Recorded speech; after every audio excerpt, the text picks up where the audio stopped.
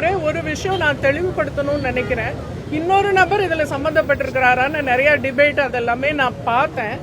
அதுல நான் தெளிவுபடுத்தணும்னு நான் நினைக்கிறேன்.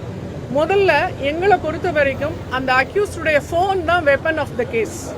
அந்த ஃபோனை ஃபாரன்சிக் எவிடன்ஸ்க்கு நாங்கள் அனுப்புகிறோம்.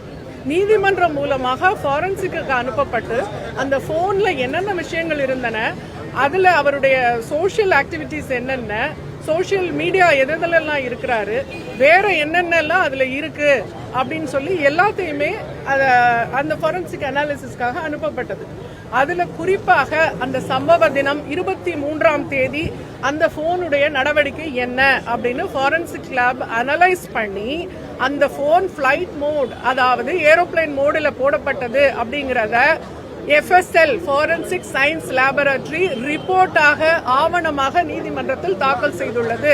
அந்த சம்பவ நேரத்தில் சம்பவ நாளன்று அந்த போன் ஏரோப்ளேன் மோடில் போடப்பட்டிருந்தது என்பதை ஆவணபூர்வமாகவும் அந்த நிபுணர் வாய்மொழி சாட்சியாகவும் நீதிமன்றத்தில் சொல்லிட்டு போயிருக்காங்க. ஒரு பாயிண்ட். செகண்ட் பாயிண்ட் என்ன நான் சொல்லணும்னு நினைக்கிறேன்னா, அது அவனுடைய போன் ஏர்டெல் சிம். அந்த ஏர்டெல் ப்ரொவைடர் நோடல் ஆபீசர் நீதிமன்றத்திற்கு நேரடியாக அந்த 23ஆம் தேதி 6:29 தான் முதல் கால் அவருக்கு. அதன் பிறகு அவருக்கு எந்த அழைப்பும் இல்லை 8:52 வரைக்கும். 8:52க்கு SMS அலர்ட் அவருக்கு கிடைக்குது. என்னன்னா மிஸ்ட் கால் அலர்ட் கிடைக்குது. ஸோ இவர் இந்த காலகட்டத்தில் ஏரோப்ளேன் மோடில் போடப்பட்டிருக்கிறார் அப்படிங்கிறத ஏர்டெல் ப்ரொவைடரும் தெளிவாக நீதிமன்றத்தில் எடுத்துரைத்திருக்காரு. இதையும் தாண்டி இன்னொரு விஷயமும் சொல்றேன். 358 BNSS படி இஃப் சப்போஸ் ஒரு பர்சன் அதுல இன்னொருத்தர் இருக்கிறாரு அப்படின்னு நீதிமன்றம் கருதினால் நீதிமன்றத்திற்கே அதிகாரம் உண்டு அவனையும் இணைத்து குற்றவாளியாக்கி விசாரணை நடத்தலாம். இப்ப கொடுத்த எவிடன்சஸ் எல்லாம் நீதிமன்றம் திருப்தியுற்றதுனால தான் ஒருவர் தான் இதுல குற்றவாளின்றது தெளிவாக நிரூபிக்கப்பட்டதனால்தான் இவர் மேல நீதிமன்றம் நடவடிக்கை எடுத்து இந்த தீர்ப்பை இன்றைக்கு கொடுத்துள்ளது.